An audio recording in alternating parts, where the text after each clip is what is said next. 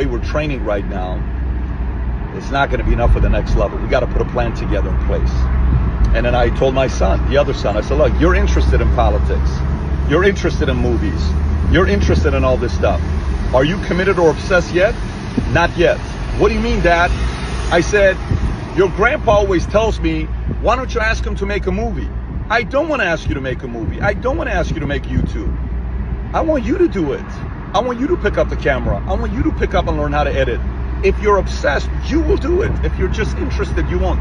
So this whole conversation isn't about my kids. Why would I put my business out there to everybody? This applies to all of us. Most of us go through life just being interested in being successful and maybe committed to being a good employee, good executive, good business owner. Few people are obsessed. And the people that you see winning at the highest level are trifectas. They're interested, committed, and obsessed. So if you really want to do something big in your life, you're oblivious if you think something special is going to happen by just being interested or by just being committed. You have to eventually get to a point where you experience what it's like to be obsessed, that you can't get that thought out of your head.